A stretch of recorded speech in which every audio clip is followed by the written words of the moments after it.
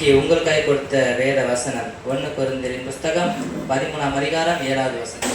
1 கொரிந்தியர் 13:7.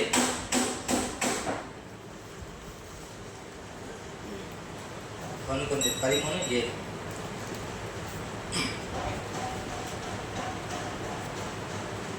ஹalleluya. சகலத்தையும் தாங்கும், சகலத்தையும் தாங்கும், சகலத்தையும் விசுவாசிக்கும், சகலத்தையும் விசுவாசிக்கும், சகலத்தையும் நம்பும், சகலத்தையும் நம்பும், சகலத்தையும் சகிக்கும், சகலத்தையும் சமிக்கும். இங்க என்ன வார்த்தை இருக்குது பாருங்களேன். சகலத்தையும் தாங்கும், சகலத்தையும் விசுவாசிக்கும், சகலத்தையும் நம்பும், சகலத்தையும் சகிக்கும். இதுல என்ன வார்த்தை இருக்குது? இதுல என்ன வார்த்தை இருக்குது? தேவன் பேசட்டுமே. தாவே ஆண்டவரே 1 கொரிந்தியர் 13:7 சொன்ன வார்த்தைக்கு நன்றி ஆண்டவரே. அப்பா இந்த வார்த்தையில என்ன சாராம்சம் வருது முதலாவது அதை எனக்கு தெரியப்படுத்துறாச்சா ஆண்டவரே. என்னை முழுவதுமாய் மறைத்து மாம்சத்தில் வருகிற சொற்ப கதைகளை பேசாதபடி ஆண்டவரே, பரிசுத்த ஆவியான தெய்வமே வெளிப்பட்டு பேசட்டும். என் ஜனங்களுடைய காதுகளும் இருதயமான திறக்கப்பட்டு உடைய சத்திய வார்த்தை சென்றடிட்டான் ராஜா. இந்த வார்த்தை வசனம் என் ஜனங்களுடைய ஆசை நாள் வரைக்கும் அப்படியே கிரி செய்யட்டும். கருத்துல வப்பு கொடுக்கிறேன் இயேசு ராஜா நாம ஜெபினால பிதாவே. ஹalleluya. மறுபடியும் அந்த 1 கொரிந்தியரின் புஸ்தகம் 13ஆம் அதிகாரம் 7வது வசனத்தை கூட வாசிக்கலாம். சகலத்தையும் தாங்கும், சகலத்தையும் தாங்கும், சகலத்தையும் விசுவாசிக்கும், சகலத்தையும் விசுவாசிக்கும், சகலத்தையும் நம்பும், சகலத்தையும் நம்பும், சகலத்தையும் சகிக்கும், சகலத்தையும் சகிக்கும், சகலத்தையும் சகிக்கும், சகலத்தையும் சகிக்கும், சகிக்கும், சகலத்தையும் சகிக்கும் என்று வேத வசனம் சொல்லுகிறது. இந்த சகித்தல் என்கிற வார்த்தையோட அர்த்தமோ பொருளோ ஏதோ உங்களுக்கு தெரியுமா? கொஞ்சம் சொல்ல முடியுமா? சகிக்கும் என்கிற வார்த்தையுடைய அர்த்தமோ பொருளோ தெரிஞ்சான்னு சொல்லுமா? கிடையாது, ஒன்றும் கிடையாது.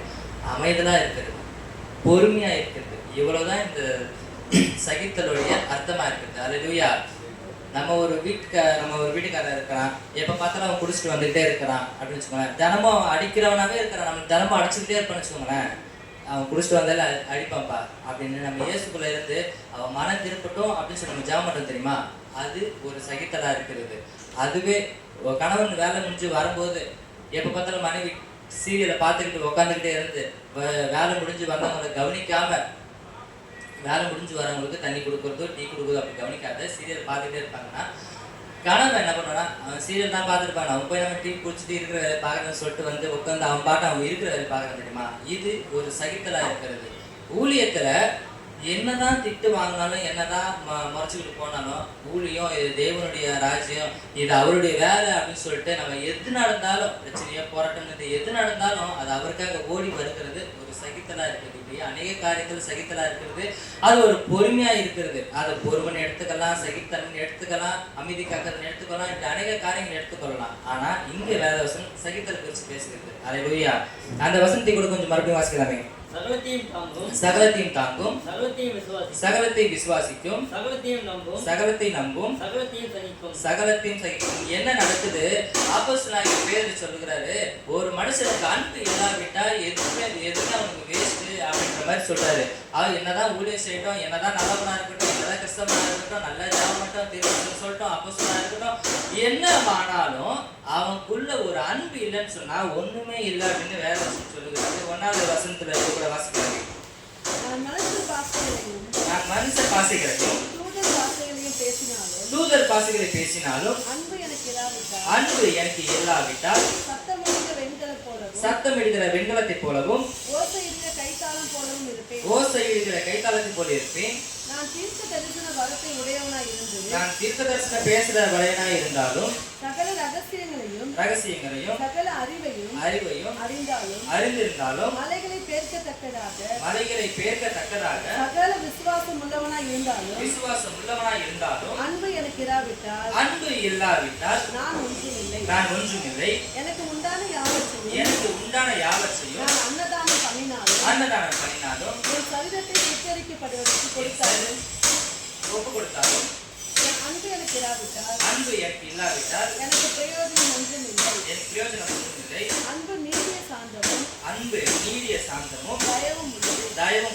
அன்புக்கு பொறாமை இல்லை. அன்பு தன்னை புகழாது. இருமாப்பாயிராது. அயோக்கியமானதை செய்யாது. தற்பொழிவை நாடாது. தீங்கு நினையாது. சந்தோஷப்படாமல் ஆ, சத்தியத்தில் சந்தோஷப்படும். சத்தியத்தில் சந்தோஷப்படும். சகலத்தையும் தாங்கும். சகலத்தையும் எப்படி? அன்பு சகலத்தையும் தாங்கும், சகலத்தையும் விசுவாசிக்கும். சகலத்தையும் விசுவாசிக்கும், சகலத்தையும் நம்பும். சகலத்தையும் நம்பும், சகலத்தையும் சகிக்கும். சகலத்தையும் சபிக்கும். அன்பு ஒரு காலம் ஒழியாது. அன்பு ஒரு ஒரு மனுஷனுக்கு அவன் என்னதான் ஊழியக்காரனா இருக்கட்டும், அப்போஸ்தலனா இருக்கட்டும், தீர்க்கதரிசனம் பேசுறவனா இருக்கட்டும், அந்நிய பாஷை பேசுறவனா இருக்கட்டும், நல்ல வல்லமை உள்ள ஊழியம் செய்யட்டும், ஆனா அன்பு ஒரு மனுஷனுக்கு இல்லைன்னு சொன்னா அவன் ஒண்ணுமே இல்லை, ஒண்ணுமே பிரயோஜனம் இல்லை அப்படின்னு அப்போஸ்தலன் பவுல் சொல்லுகிறார். பாருங்க, இந்த உலகத்துல கடைசி இயேசு கடைசி சீசன் சொல்லப்படுகிற அப்போஸ்தலன் இவர் சொல்றாரு, அப்போஸ்தலன் பவுல் சொல்றாரு, அன்பு எனக்கு இல்லாவிட்டா ஒண்ணுமே இல்லை, எல்லாத்தையும் தாங்கும், எல்லாத்தையும் சகிக்கும் என்று வேதவசனம் சொல்லுகிறது. இப்போ நம்ம இருதயத்துக்குள்ள கையை வச்சு அப்படியே கொஞ்ச நேரம் எத்தனை பேருக்கு சகித்தன்மை இருக்குதுன்னு உணர்ந்து நீங்க சொல்ல பாருங்க. சகித்தன்மை யாருக்குமே கிடையாது, நீங்க சொல்ல போனா. அல்லேலூயா, அல்லேலூயா. ஏன்னு சொன்னா பாருங்க, வேதவசனத்துல எஸ்தரி நாட்கள் வந்தது. எஸ்தரி நாட்கள்ல அவங்க எஸ்தருடைய குடிகளும் அவங்களோட பூர்வ ஜனங்களும் ஒரு அழிக்கப்படுகிற ஒரு நாட்கள் வருகிறது, அழிக்கப்படுகிற ஒரு காரியங்கள் வருகிறது. அதை பார்த்து எஸ்தர் சொல்றா, இது எப்படி என்னால சகிக்க கூடும் அப்படின்னு வேதவசனம் சொல்லுகிறது. எஸ்தரால இப்போ நமக்கு ஒரு அண்ணனுக்கோ தம்பிக்கோ யாருக்கோ அடிப்படுகிற ஒரு காரியம் வந்துச்சுன்னா நம்மளுக்கு எப்படி தாங்கும், எப்படி சகிப்போம்? ஆனா நம்மளுக்கு உறவினருக்கு எதானது சகிக்க மாட்டோம். ஏன்னா அவங்க அண்ணனா இருக்காங்க, தம்பியா இருக்காங்க, எப்படி அவங்க அடிக்கலாம், எப்படி அவங்களை திட்டலாம், எப்படி அவங்க அடிப்படலாம் அப்படின்னு நம்மளுக்கு சகிக்காம இருப்போம் தெரியுமா? அதே போல எஸ்தர் ராஜத்துக்கு ஒரு காரியங்கள் வருகிறது. வேணா அதையும் பார்க்கலாமே. எஸ்தரின் புஸ்தகம் 8ஆம் அதிகாரம் 6வது வசனம். எஸ்தர் 8:6. என் ஜனத்தின் மேல் வரும், என் ஜனத்தின் மேல் வரும் பொல்லாப்பை நான் எப்படி பார்க்கக்கூடும், பொல்லாப்பை நான் எப்படி பார்க்கக்கூடும், என் குலத்துக்கு வரும் அழிவை என் குலத்துக்கு வரும் அழிவை நான் எப்படி சகிக்கக்கூடும் என்றால், நான் எப்படி சகிக்கக்கூடும் என்ற பாருங்க, எப்படி சகிக்கக்கூடும், செய்யக்கூடும். ஏன்னா அவங்களுடைய ஜனத்துக்கு ஒரு அறிவு வருது, ஒரு கெட்ட நாட்கள் வருகிறது, ஒரு அறிக்கப்படுகிற ஒரு சட்டம் வருகிறது. இது எப்படி நான் பார்த்துட்டு சும்மா இருக்க முடியும், என் ஜனத்தை காக்கணுமே, என் ஜனத்தை நான் மீட்கணுமே என்று சொல்லி எஸ்தர் ராஜாத்திக்கு ஒரு உணர்வு வருகிறது. நான் சொல்லுகிறேன், அதே போலதான் எஸ்தராக இங்க நான் இருக்கிறேன், என் ராஜாவாக இயேசு இருக்கிறாரு, அந்த அழிக்கப்படுகிற ஜனங்களா நீங்க இருக்கிறீங்க. உங்களை காக்கும்படிக்காக இங்க வேண்டு செய்யும்படிக்காக நான் இங்க எஸ்தரின் ஆவியை கொண்டும் அவருடைய ஜீவனை கொண்டும் சொல்லுகிறேன். அவருடைய ஜனங்களை காக்கவும் மீட்கவும் எஸ்தர் ராஜ்யத்துக்கு ஒருத்தவங்க இருந்தாங்க. அந்த ஜனம் காக்கப்பட்டது. என்ன நடக்குது? எஸ்தர் ராஜ்யத்தை அங்க ராஜாவில் இருக்காங்க. ராஜாவுக்கு பணிபுரிய கீழே ராசி நாட்கள் வந்து எஸ்தருடைய அந்த வம்சம் எல்லாம் அழிக்கப்பட்டோம், அவங்களுடைய குலம் எல்லாம் அவங்க வம்சம் எல்லாம் அழிக்கப்பட்டோம்னு சொல்லிட்டு ராஜாவுடைய மோதத்தை எடுத்து அதை சீல் அடிச்சு ஒரு சட்டம் பிறப்பிக்கிறான். இதுக்கு மோகன்றவன் வரிவகுக்கிறான். அப்போ இப்படிப்பட்ட நாட்கள் வரும்போது இப்ப கூட இருந்து பார்க்குற எஸ்தருக்கு என் ஜனங்களை அழிக்கிறது இப்படி ஒரு சட்டம் வருது, இப்படி ஒரு காரியங்கள் வருது, என் ஜனங்களை நான் காக்கணுமே அப்படின்னு சொல்லிட்டு மறுபடியும் அந்த ராஜா எப்படி ராஜா இந்த மாதிரி அழிக்க வராங்கன்னு சொல்லிட்டு எந்த ஜனங்களை அழிக்கணும்னு வந்தாமோ அந்த இடத்த யாரு அதை சரி செஞ்சாங்களோ அதே காரியத்துக்கு அவங்க விழுந்தாங்க. எஸ்தர் காக்கப்பட்டா. எஸ்தரோட இருக்கிற அந்த ஜனங்களும் அந்த குல வம்சமும் காக்கப்பட்டதான். அல்லேலூயா. அது எஸ்தர் ராஜாத்திக்கு மட்டும் கிடையாது, சங்கீதக்காரனாகிய தாவீதுக்கும். ஒரு சராசரி ஒரு மனுஷனுக்கு வருதுன்னா ஒரு இயல்பு தான். ஆனா இந்த வேர்ல்ட் ஆஃப் கிங்கப்படுகிற சொல்லப்படுகிற சங்கீதக்காரனாகிய தாவீதுக்கு வந்திருக்குது. தாவீது சும்மா ராஜா கிடையாது, இந்த வேர்ல்ட் ஆஃப் கிங்கப்படுகிற இந்த உலகத்தை ஆட்சி செய்கிற அப்படிப்பட்ட ஒரு ராஜாவா அந்த நாட்கள்ல இருந்தாரு. தேவன் அப்படிப்பட்ட அவர் உயர்த்தி வச்சிருந்தாரு. அவருக்கும் ஒரு பிரச்சனை வருது. இதுல எல்லாத்துல இருந்தும் எனக்கு ஒரு சகிப்புத்தன்மை கொடுத்து என் தேவன் என்னை காப்பாருன்னு சொல்லிட்டு அவர் தேவனுடைய பாதத்துல அவர் அமர்ந்திருந்தார். அல்லேலூயா. ஏன்னா சங்கீதம் 55:12 கூட வாசிக்கிறாங்க. சங்கீதம் 55:12.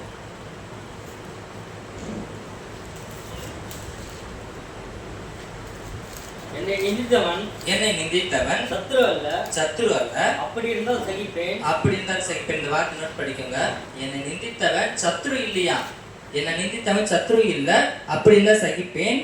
எனக்கு விரோதமாய் பெருமை பாராட்டினவன் என் பகைஞன் அல்ல, அப்படி இருந்தால் அவனுக்கு மறந்திருப்பேன். எனக்கு சமமான மனுஷனும் என் வழிகாட்டியும் என் தோழனுமாகிய நீயே. அவன் பாருங்க, யாரு நம்ம கூட இருக்கிற ஆள் தான் நம்மளுக்கு அப்படிப்பட்ட ஒரு கஷ்டத்தை கொடுக்குறாங்க, அப்படிப்பட்ட ஒரு நெருக்கத்தை கொடுக்குறாங்க. நம்ம கூட இருக்கிற ஆட்களுக்கு அப்படி ஒரு நெருக்கம் வந்தாலும், நம்ம கூட இருக்கிற ஆள் அப்படி ஒரு திட்டுனாலும், நம்ம கூட இருக்கிற ஆள் ஒரு அடி அடிச்சாலும் நம்ம சகிப்பு தன்மையோட போகணும். பிள்ளை சிச்சிக்காத அப்பன் இருக்கிறாங்கன்ற மாதிரி அது போலதான். இப்போ நம்மளுக்கு தாய் தகப்பன் இருக்காங்க, நம்ம ஒரு தப்பு செஞ்சா நம்மளை கண்டிக்கிறாங்கல்ல, அவங்கள கண்டிக்கும் போது நம்மளுக்கு என்ன வரும்?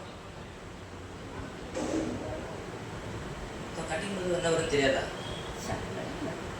முதல்ல கோவம் வரும், என்ன பார்த்து இப்படி சொல்றீங்க அப்படின்னு சொல்லிட்டு. அப்படிதான் எங்க அம்மா அப்பா திட்டம் போது கூட எனக்கு சில சமயம் கோவம் வரும். ஆனா அதுக்கப்புறம் தான் புரிஞ்சுது, அது நம்ம கோவப்படுறதுனால திட்டுறது கிடையாது, நம்மள ஒரு அன்பினால திட்டுறது அப்படின்னு சொல்லிட்டு. ஒரு காரியம் செய்யக்கூடாது, இது செஞ்சா தப்பாயிடும், ஒரு செஞ்சா தவறாயிடும் அப்படின்னு சொல்லிட்டு ஒரு கண்டிப்புனால திட்டுறது. அதனால எப்பயுமே சரி, தாய் தாக்கு திட்டினாலும் சரி, கூட இருக்க நண்பர் திட்டாலும் உடனே நம்மளுக்கு கோவம் வருது. என்ன பார்த்து இந்த வார்த்தை சொல்லிட்டான்ப்பா, என்ன பார்த்து பேசினப்பான்னு சொல்லிட்டு நம்மளுக்கு ஒரு கோவம் தான் வரும். ஆனா அப்படிப்பட்ட ஒரு கோபம் வரக்கூடாது, ஒரு சகிப்புத்தன்மை இருக்கணும். நமக்கு எவ்வளவு பிரச்சனை வேணா வந்தாலும் ஒரு சகிப்புத்தன்மை இருக்கணும் அப்படின்ட்டு வேதவசனம் சொல்லுது. பாருங்க, யாரு அவங்க கூட இருந்து கொண்டவங்கன்னா 55 வாசிக்கங்க. என்னை நிந்தித்தவன் என் சத்துரு அல்ல, என் சத்ரு அல்ல, அப்படின்னு தான் சகிப்பேன், அப்படின்னு தான் சகிப்பேன். பாருங்க, அவன் நிதிச்சவன் சத்ரு இல்லையா, அப்படின்னு தான் சகிப்பானா. அப்போ சத்ரு இல்லாம வேற ஒருத்தன் இருக்கிறதுனால தானே அவன் அப்படி ஒரு கோபம் வருது. இந்த இயேசுவை பிரசங்கிச்சா, இந்த இயேசுவை நம்பினா ஒரு சகிப்பு தன்மை வரும். இந்த இயேசுவை விசுவாசிச்சா அவனுக்கு ஒரு நம்பிக்கை வரும். இந்த இயேசுவை நம்பினா எனக்கு பிரச்சனை காப்பாற்றுவன்னு ஒரு விசுவாசம் இருக்கும். அப்படின்னு சொன்ன ஒரு அறிவே சொல்லாமே. ஏன்னா அப்படி சகிப்பு தன்மை இல்லாதவங்க எல்லாருக்குமே வேற ஒரு இயேசு அவனுக்கு தேவனா இருக்கிறாராம். அப்படி பாக்குறீங்களா? 2 கொரிந்தியர் 11:4 கூட வாசிக்கலாமே. ஏன்னா ரட்சகராகிய இயேசுவை நம்பினா அவனுக்கு சகிப்புத்தன்மை இருக்கும். ரட்சகராகிய இயேசுவை விசுவாசிச்சா அவருக்கு சகிப்புத்தன்மை இருக்கும். ஆனா இந்த உலகத்துல இருக்கிற இயேசுவை விசுவாசிச்சா நம்மளுக்கு சகிப்புத்தன்மை இருக்காதுன்னு வேதவசனம் சொல்லுது. 2 கொரிந்தியர் 11:4. எப்படி எனில் உங்களிடத்திலே வருகிறவன் நாங்கள் பிரசங்கிக்காத வேற ஒரு இயேசுவை. பாருங்க, இயேசு வாழ்ந்த நாட்களிலும் இயேசுன்ற பேர்ல ஒரு 2-3 பேர் இருந்திருக்கிறாங்களா வேதவசனத்தின்படி. அப்போ பிரசங்கிக்கிற இயேசு அவர் நம்மளுக்காக பாவமணி கொடுத்தவரா, நம்மளுக்காக பரமேறினவரா, நம்மளுக்கு ரத்த செஞ்சு நம்மளை மீட்டவரான்னு நம்மளை அதை அறிஞ்சு அதை புரிஞ்சு நம்மளுக்கு இருப்போம்னு சொன்னா நமக்கு நலமா இருக்கும். ஏன்னா வேத வசனத்தின்படி ஊழியக்காரங்கள் அநேக இடத்துல இருக்கிறாங்க, நல்ல ஊழியம் செய்யறதுக்காக சொல்ல. நானும் யூடியூப்ல பேஸ்புக்ல பார்த்துட்டு ஒரு சில ஊழியக்காரங்களாம் பலிபட்டுன்னு அசிங்கமா பேசுற வார்த்தைகளும் உண்டு. சாக்ஸ் போட்டு டிஷர்ட் போட்டு பேசக்கூடாத வார்த்தைகளை பேசுற ஆட்களும் உண்டு. நான் எல்லாரையும் பார்த்துருக்கேன். அப்போ இப்படிப்பட்ட ஊழியக்காரர்களும் இருந்தாலும் அவங்க எந்த இயேசுவை விசுவாசிக்கிறாங்க, அவங்களுக்குள்ள எதை பேசுறாங்கன்றது தான் நம்ம பார்க்கணும். அல்லேலூயா. ஆனா நான் சொல்லுகிற இந்த உலகத்துக்கு நம்ம பாவம் மன்னிக்கப்பட்டு மீட்கப்பட்டு நம்மளுக்கு ரத்தம் சிந்துற இந்த இயேசுவை நம்ம நம்பினா நம்மளுக்கு சகிப்புத்தன்மை இருக்கணும். அல்லேலூயா, அல்லேலூயா. இது சக மனுஷனுக்கும் ராஜாக்களுக்கு மட்டும் கிடையாது, ஊழியக்காரர்களுக்குமே அப்படிப்பட்ட ஒரு பிரச்சனை இருக்குது. ஏன்னா ஊழியக்காரர்கள் தான் எடுத்தோடனே சபிக்கிறது, எடுத்தோடனே திட்டுறதுன்னு இருப்பாங்க. நான் சொல்லுகிறேன், சபிக்கிறதோ திட்டுறதோ தீர்க்கதரிசி செய்யலாம், ஒரு அப்போஸ்தலன் செய்யலாம். கூட இருக்கிற ஆட்கள் ஆலோசனை கொடுக்கலாம், வழி நடத்தலாம். மற்றபடி இந்த சபிக்கிற காரியங்கள் செய்கிறதோ ஊழியர்கள் சபிக்கிறது எல்லா காரியத்திலும் சபிக்கலாங்க, திட்டலாம், எல்லாருக்கும் திட்டலாம், சபிக்கலாம் தான். ஆனா அதனுடைய பாவத்தையும் சாபத்தையும் நம்ம தான் அனுபவிக்கணும். அதனால அதுக்கு அதிகாரமும் அந்த தீர்க்கதரிசியும் அப்போ சொல்லணும். ஏன்னா தீர்க்கதரிசி நாவும் தேவனுடைய நாவும் ஒன்னா இருக்குதுன்னு என்று வேதவசனம் சொல்லுகிறது. அப்போ தேவன் ஒரு காரியத்தை சபிக்கணும்னா, ஒரு காரியத்தை திட்டணும், ஒரு காரியத்தை ஆசீர்வதிக்கணும்னா தீர்க்கதரிசியோட இருந்து தான் வெளிப்படுத்த முடியும். ஒருத்தவங்க நல்ல ஊழியத்துல உயர்ந்து வர்றாங்க, ஒருத்தவங்க நல்ல தேவனோடு இருக்கிறாங்கன்னா அவங்களுக்கு அந்த அதிகாரம் இருக்கும், வல்லமை இருக்கும். ஆனா சும்மா நான் ஊழியக்காரன் போத்திக்கிட்டு வந்து எல்லாத்தையும் திட்டுறது, சபிக்கிறது, தேவையில்லாத காரியத்தை பேசுறதுன்னு இருந்தாங்கன்னா அவங்க நம்ம இயேசுவை விசுவாசிக்கல, அவங்க வேற இயேசுவையோ வேற ஆவியையும் உடையவரா இருக்கிறாங்க. அல்லேலூயா. இது ஊழியக்காரர்களுக்கும் சேர்த்துதான் இந்த வார்த்தை. 2 தீமோத்தேயு 2:4 2:24. 2 தீமோத்தேயு புத்தகம் 2ஆம் அதிகாரம் 24வது வசனம். 2 தீமோத்தேயு 2:24. கர்த்தருடைய ஊழியக்காரர் சண்டை பண்ணுகிறவனாயிராமல் எல்லோரிடத்திலும் சாந்தமுள்ளவனும் போதக போதகமாக்கணும். தீமையை சகிக்கிறவனுமாய் இருக்க வேண்டும். தீமையை சகிக்கிறவனாய் தீமையை இருக்க வேண்டும். தீமையை சகிக்கிறவனுமா இருக்கணும். முதலாவது ஊழியக்காரன் இருக்கிற முதல் பண்பு சகிப்புத்தன்மை. ஏன்னா சபையில அநேக ஜனங்கள் வரும் பாருங்க. மோசே வாழ்ந்த நாட்கள்ல மோசே 5000 ஜனங்களும் 4000 பெண்களும் வழிநடத்தி வந்ததா வேதவசனம் சொல்லுது. அவருக்கு மேற்பட்டும் ஜனங்கள் இருந்தாங்க. ஆனா அப்படிப்பட்ட ஜனங்கள் வரும்போது ஒண்ணு கூடவே சொல் பேச்சு கேட்டு வரும், ஒண்ணு சொல் பேச்சு கேட்காத வரும், ஒண்ணு திமிரு பிடிச்சிட்டு வரும், ஒண்ணு மரணம் பிடிக்கும், ஒண்ணு வலக காலத்துல ஜனமா இருக்கும். இப்படி அநேக ஜனங்கள் வரும். எல்லா ஜனங்கள் இடத்துலயுமே அன்பாய் சகிப்பு தன்மையோடு வழிநடத்திட்டு வரதான் ஒரு போதகருடைய ஒரு ஊழியக்காரனுடைய கடமையா இருக்குது, ஒரு வேலையா இருக்குது. அல்லேலூயா, அல்லேலூயா. ஏன்னா வேதவசனம் சொல்லுது, ஒருத்தன் உங்க பேச்சு கீழ் படிக்கிறவனுக்கோ உங்களுக்கு நன்மை செய்யறவனுக்கோ நீங்க ஒரு தப்பு செஞ்சுட்டு திட்டு வாங்குறதுக்கு நீங்க சகித்துல இருந்தா உங்களுக்கு அதுல என்ன பலன் என்று கூட வேதவசனம் கேட்கிறதா பாருங்க. 1 பேதுரு 2:19-20. 1 பேதுரு புஸ்தகம் 2ஆம் அதிகாரம் 19வது வசனம்.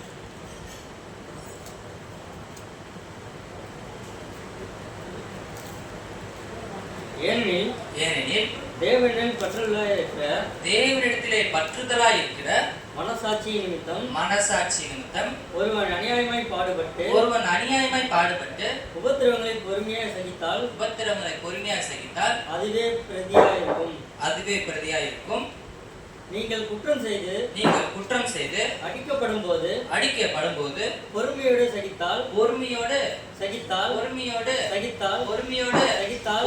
சகித்தால் அதனால் என்ன கீர்த்தி உண்டு. பாருங்க, ஒரு மனுஷன் தப்பு செஞ்சானா அந்த தப்புக்கு அவன் தண்டனை அனுபவிக்கும் போது அமைதியா இருக்கிறது என்ன இருக்குது, அவன் சகிப்பு தன்மையோட அமைதியா போறது என்ன இருக்குது. ஒரு மனுஷன் ஒரு கொலை பண்றான், அவனுக்கு ஒரு 10 ஆண்டு சிறை தண்டனைனா அந்த 10 ஆண்டு அவன் சிறையில அமைதியா இருந்தானா அதனால அவனுக்கு என்ன பலன் இருக்குது. ஒருத்தன் தப்பே செய்யாம அந்த 10 ஆண்டு சிறை தண்டனை அனுபவிச்சா அவனுக்கு அதுல பலன் இருக்குது. ஒரு நாள் வரும்போது இயேசு கணக்கு கேட்பாரு, இப்படி நீ தப்பு பண்ணலன்னா நீ இப்படி தண்டனை அனுபவிச்சிருக்கிற, உனக்கு என் கூட பரலோகத்துல இடம் இருக்குதுன்னு சொல்லிட்டு அவர் சேர்த்துக் கொள்வாரு. இது உலக ரீதியா மட்டும் கிடையாது, மனசு ரீதியா கிறிஸ்தவ ரீதியா இருக்கிறது முதல் பண்பாடா இருக்கிறதான். அல்லேலூயா. பாருங்க, ஏன்னா ஒரு கிறிஸ்தவனுக்கு அப்படிப்பட்ட ஒரு சகிப்பு தன்மை இருக்கணும். இயேசு நமக்காக பாடுபட்டார், நமக்காக அடிக்கப்பட்டார், நமக்காக ரத்தம் சிந்தினார். எதுவுமே அவர் பாவம் நினைக்கல, பாவம் செய்யல. எல்லாமே நம்ம செஞ்ச பாவத்துக்காக, நம்ம செஞ்ச மீறலுக்காக, நம்ம செஞ்ச அக்கிரமத்துக்காக தான் அவர் அடிக்கப்பட்டாரு. அதனாலதான் அவருக்கு அந்த பலன் கிடைச்சது. அந்த பலனை நம்மளுக்கு கொடுத்துட்டு போயிருக்கிறாரு. என்னை விசுவாசிக்கிறவன் மரித்தாலும் பிழைப்பான் அவர் கொடுத்துட்டு போயிருக்காரு. இந்த வானத்துக்கும் பூமிக்கும் சகல அதிகாரம் எனக்கு கொடுக்கப்பட்டிருக்கிறது, நான் உங்களுக்கு கொடுக்கிறேன்னு கொடுத்துட்டு போயிருக்கிறாரு. ஏன் அப்படின்னா அவர் மேல பாவம் இல்லை. எல்லா பாவத்தையும் செஞ்சது நம்ம, எல்லா மீறல் செஞ்சது நம்ம, எல்லா அக்கிரமத்தையும் செஞ்சது நம்ம, எல்லா தப்பு செஞ்சது நம்ம செஞ்ச பாவத்துக்காக அவர் அவர் அடிக்கப்பட்டு மிதிக்கப்பட்டு அவர் காயப்பட்டு ரத்தம் சிந்தி அவர் பரமேறி போனாரு. அவர் பிள்ளைங்களை அவர் நம்புறவங்கள அவர் விசுவாசிக்கிறவங்களுக்கு அவர் அந்த அதிகாரத்தையும் அந்த வல்லமையும் அந்த கிருபையும் கொடுத்துட்டு போயிருக்கிறார். அல்லேலூயா. கரங்கள் தட்டி கூட சொல்லமே, நீங்களும் அதுல ஒரு ஆள் தானே, உங்களுக்கு நம்பிக்கை இல்லைங்களா? அல்லேலூயா. எரேமியாவின் புஸ்தகம் 10ஆம் அதிகாரம் 10வது வசனம். எரேமியா.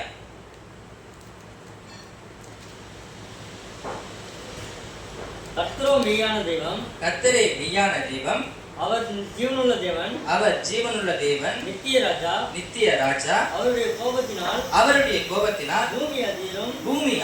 அவருடைய உக்கிரத்தை ஜாதிகள் சகிக்க மாட்டார்கள். அவருடைய உக்கிரத்தை ஜாதிகள் சகிக்க மாட்டார்கள். இந்த பூமியில இருக்கிற ஜனங்கள் ஜாதிகள் அவருடைய கோபத்தையும் சாப்பிட்டு சகிக்க மாட்டாரா. ஏன்னா அவர் அவ்வளவு சகிப்பு தன்மையா இருந்தாரு. இப்போ வரப்போகிறவர் சகிப்பு தன்மை இல்லாதவராக வருவாரு. ஃபர்ஸ்ட் வரவர் நம்மளுக்கு மத்தியஸ்தரா வருவாரு. இவன் பாவம் செஞ்சுட்டானா, அவன் இதுக்கப்புறம் செய்ய மாட்டான், என் மகன் கரெக்டா இருப்பா, என் மகன் நல்லவளா இருப்பா அப்படின்னு பரிந்து பேசுகிறவரா வருகிறவரு. இப்ப வருகிறவரு ராஜாவா வருவாரு. இந்த பூமி ஆட்சி செய்கிறவரா வருவாரு. இவர்கிட்ட அந்த நீதியோ நியாயமோ நம்ம எடுத்து வச்சு பேசவே முடியாது. பேசுறதுக்கு அடுத்த ஆளும் இருக்க மாட்டாங்க. அல்லேலூயா. அவர் சகிப்பு தன்மை இல்லாதவரா இருப்பார். அவருக்கு ஒரு கோவப்பட்டனா அந்த பூமி அதிரும், நிலநடுக்கம் வரும், பூமி அதிரும், அநேக காரியங்கள் நடக்கும். வெள்ளம் வரும், புயல் வரும், அநேக காரியங்கள் வரும். இப்ப கூட பாருங்க, டிசம்பர் மாசம் வந்துச்சு, வெள்ளம் வரும், புயல் வரும், எல்லாருக்கும் ஒரு பயமா இருக்குது, ஒரு கணக்கமா இருக்குன்னு சொன்னாங்க. ஏன்னா எல்லாருக்கும் வருஷம் இது ஒரு பாடாவே இருக்குது. ஆனா எது நடந்தாலும் இயேசுவை சகிக்கணும். எது நடந்தாலும் இயேசுவை உயர்த்தி வைக்கணும். எது நடந்தாலும் இயேசுவை ஆராதிக்கணும். அவரை ஆராதிக்க நம்முடைய வாழ்க்கை மாறும். அவரை ஆராதிக்க பிரச்சனைகள் மாறும். அவரை விவாதிக்க நம்மளுடைய போராட்டங்கள் மாறும். சரி, இவ்வளவு நேரம் பேசின காரியங்கள்லாம் உலகத்து ரீதியா வெளிப்படையா இருக்கிற காரியங்களை வச்சு பேசுறேன். இப்போ உங்களுக்கு இவ்வளவு நேரம் நீங்க அவருக்காக காத்து அமைதியா இருந்து பொறுமையா இருந்து சகிப்புத்தன்மையோடு இருந்து எவ்வளவு லேட்டானாலும் பரவாயில்லை, இன்னைக்கு என்ன வார்த்தை தான் வருதுன்னு பார்க்கணும்னு காத்து இருந்தீங்க தெரியுமா? உங்களுக்காக இந்த வார்த்தையை எடுத்து வந்திருக்கிறாரு. 2 தெசலோனிக்கர் புஸ்தகம் 1ஆம் அதிகாரம் 4வது வசனம். 2 தெசலோனிக்கர் 1ஆம் அதிகாரம் 4வது வசனம். நீங்கள் சகிக்கிற சகல துன்பங்களையும் சகல துன்பங்களையும் உபத்திரவங்களையும் பொறுமைகளையும் விசுவாசத்தையும் காண்பிக்கிற நிமித்தம் உங்களை குறித்து நாங்கள் தேவனுடைய சபைகளிலே மேன்மை பாராட்டுகிறோம். பாருங்க, இவ்வளவு நேரம் நீங்க சகிச்சிருக்கிறீங்களே, இவ்வளவு நேரம் பொறுமையா இருக்கிறீங்களே, இவ்வளவு நேரம் காத்திருக்கிறீங்களே, உங்களுக்கு குறித்து தேவனுடைய சபையில மேன்மை பாராட்டுகிறோம். இங்க நான் மட்டும் கிடையாது, இயேசு வரும்பொழுது நீ எனக்காக சகிச்சு இவ்வளவு பாடுபட்டு இவ்வளவு நின்ற அனுபவப்பட்டு இவ்வளவு அசிங்கப்பட்டு அவமானப்பட்டேன்னு சொல்லிட்டு அவர் நம்ம தப்புவிக்கிறவராக இருப்பாரு, தாங்குகிறவராக இருக்கிறார், சுமக்கிறவராக இருக்கிறார். அல்லேலூயா. ஏன்னா அவரை நம்பினா நம்ம வாழ்க்கையில எல்லாமே மாறுங்க. அவரை விசுவாசிச்சா நம்ம வாழ்க்கையில எல்லாமே மாறும். இவ்வளவு நேரம் சகிப்புன்னு பேசியிருந்தார். நேற்று 2 சபையில மெசேஜ் எடுக்கணும்னு சொல்லிட்டு ஒருத்தவங்க சொல்லிட்டு எங்க மூத்த ஊழியக்காரங்க சொல்லிட்டு போயிருக்காங்க. போயிட்டு இன்னைக்கு காலைல சரி வார்த்தை எடுக்கணும், வார்த்தை எடுத்துட்டு காலையில சரி சபையை ரெடி பண்ணிடலாம் அப்படின்னு பார்த்தா காலையில அந்த சகிப்புத்தன்மை எனக்கு இருக்குதான்னு டெஸ்ட் பண்றதுக்கு எனக்கு ஒரு வேலை வச்சு அதுக்கு ஒரு நேரம் வச்சு ஒதுக்கி வச்சுட்டு போயிருக்கிறாங்க. ஏன்னு சொன்னா நம்ம ஒரு வார்த்தை எடுத்துட்டு வரோம்னா அந்த வார்த்தை நம்மளுக்கு நடக்கணுங்க, அந்த வார்த்தை நம்மளுக்கு பலிக்கணும். நான் ஒரு வார்த்தை எடுத்துன்னு சொல்றேன்னா அந்த வார்த்தை முதல்ல என் வாழ்க்கையில் நடந்திருக்கணும், என் காரியத்துல நான் செஞ்சிருக்கணும். அப்பதான் என்னால எதுவும் சொல்ல முடியும். ஏன்னா நான் பிரசங்கிக்கிறதுக்கு இந்த இயேசுவை ஒரு காரியத்தை தெரியாம இதை சொல்லக்கூடாது. எல்லாம் தெரிஞ்சா சொல்லலாம்ல, ஒரு காரியத்தை தெரியாம சொல்ல முடியாது, ஆனா தெரிஞ்சா சொல்லலாம்ல, அவ்வளவுதான். ஏன்னா இப்படிப்பட்ட ஒரு சகிப்புத்தன்மை நான் இங்க எடுத்துட்டு வர வார்த்தை வேற வார்த்தையா இருந்தது, ஆனா இங்க குறுக்க வந்த வார்த்தை இந்த வார்த்தையா இருக்குது. ஏன்னா தேவனுக்கு எல்லாமே தெரியுங்க, தேவனுக்கு எல்லாமே தெரியும். எது செய்யறோம், எது செய்யக்கூடாது, எதை பேசக்கூடாதுன்னு அவருக்கு எல்லாமே தெரியும். அதனாலதான் அவர் நம்ம தேவனா இருக்கிறார், நம்ம அவர் பிள்ளைங்களா இருக்கிறோம். அவர் வார்த்தை கேட்டா நம்ம வாழ்க்கையில் அப்படிப்பட்ட அற்புதங்களும் அதிசயங்களும் உண்டாயிருக்குமா? அல்லேலூயா, அல்லேலூயா. இவ்வளவு நேரம் கேட்ட உங்களுக்கு கடைசியா தேவன் ஒரு வாக்குத்தத்தத்தை கூட வச்சிருக்கிறாரு. அதையுமே பார்ப்போம். யாக்கோபு 1ஆம் அதிகாரம் 12வது வசனம். யாக்கோபு 1:12. இவ்வளவு நேரம் நீங்க சகிச்சு, இவ்வளவு நேரம் பொறுமைக்காரன், இவ்வளவு நேரம் நீங்க அமைதியா இருந்து இந்த இயேசுவை பிரசங்கிக்கும் போது இந்த வார்த்தையை கேட்டு எனக்கு இதுக்கு முன்னாடி எல்லாம் சகிப்புத்தன்மை இல்லை, எனக்கு இதுக்கு முன்னாடி எல்லாம் இல்லை, என் குடும்பத்தில் அவ்வளவு பிரச்சனையா இருக்குது, இவ்வளவு போராட்டமா இருக்குது, எனக்கு சகிப்பே முடியலையே அப்படின்னு சொல்லிக்கிற உங்களுக்கு இருதயத்துல அப்படி கையச்சு நான் இதுக்கப்புறம் தம்பி சொச்சே இந்த ஊழியக்காரன் சொன்னான்னு சொல்லிட்டு நான் இனி அப்படி சகிப்புத்தன்மையோடு இருப்பேன், நான் இப்படி இதுக்கப்புறம் இப்படி உண்மையா இருப்பேன், இந்த தேவனை எந்த காலத்துல விட்டுற மாற்றேன், எந்த காலத்திலும் சகிப்புத்தன்மையோடு பொறுமையோடு தேவனுக்கும் ஊழியத்துக்கும் ஊழியக்காரனும் கீழ்படிஞ்சு நடக்கும்னு சொல்ற உங்களுக்கு இப்படிப்பட்ட வார்த்தையை தேவன் கொடுக்கிறார். யாக்கோபு 1:12. சோதனையை சகிக்கிற மனுஷன் பாக்கியவான். அவன் உத்தமன் என்று விளங்கின பின்பு கர்த்தர் தம்மிடத்தில் அன்பு கூறுகிறவர்களுக்கு வாக்குத்தத்தம் பண்ணின ஜீவ கிரீடத்தை பெறுவான். மறுபடியும் வாசிக்கலாம். சோதனையை சகிக்கிற மனுஷன் பாக்கியவான். அவன் உத்தமன் என்று விளங்கின பின்பு தம்மிடத்தில் அன்பு கூறுகிறவர்களுக்கு அந்த அன்பு கூறுகிறவர்களுக்கு வாக்குத்தத்தம் பண்ணின ஜீவ கிரீடத்தை பெறுவான். வாக்குத்தத்தம் சொல்றா கூட கைத்தரலாமே, உங்களுக்கு தானே இந்த வார்த்தை வந்திருக்கிறேன். அல்லேலூயா. சோதனையை சகிக்கிற மனுஷன், சோதனையை சகிக்கிற மனுஷன் பாக்கியவனா இருப்பான். அப்ப வந்து அமர்ந்து கேட்டு கொண்டிருக்க நீங்க எல்லாருமே பாக்கியவனா இருக்கிறீங்க, பாக்கியவதா இருக்கிறீங்க. அல்லேலூயா, அல்லேலூயா, அல்லேலூயா. நீங்க எல்லாம் பாக்கியவானும் பாக்கியவதியமா இருக்கிறீங்க. அப்படியே கண்களை மூடி கூட இந்த வார்த்தையை அப்படியே கீழே சேர்த்துருங்க.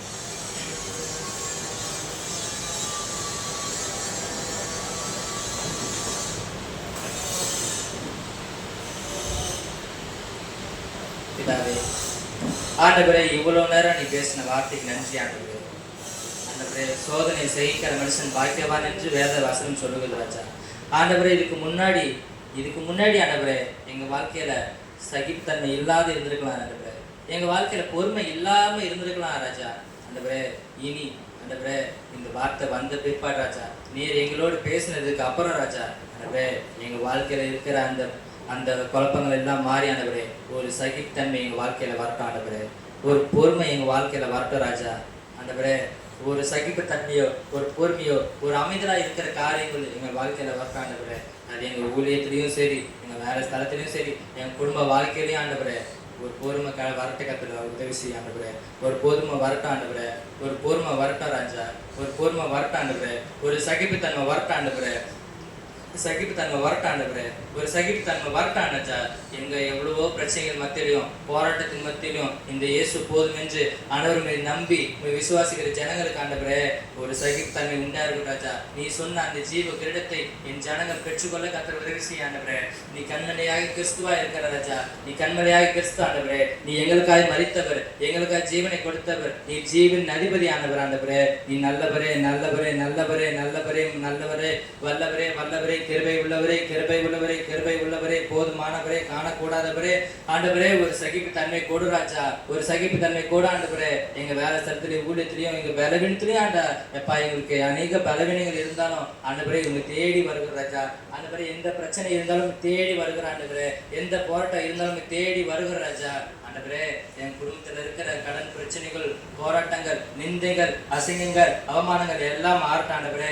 எல்லாத்தையும் தாங்கக்கூடிய ஒரு பொறுமை வரட்டும், ஒரு சகிப்புத்தன்மை வரட்டும் ஆண்டவரே, ஒரு சகிப்புத்தன்மை வரட்டும் ராஜா. ஒரு சகிப்புத்தன்மை வர கர்த்தர் உதவி செய்ய ஆண்டவரே. அப்பா நீ கண்மலையாகி கிறிஸ்துவே கண்மலையாக என் தேவனே பாதத்துல ஒப்பு கொடுக்கிற ஆண்டவரே, பாதத்துல ஒப்பு கொடுக்கிற ராஜா. எந்த கண்மலையானவரே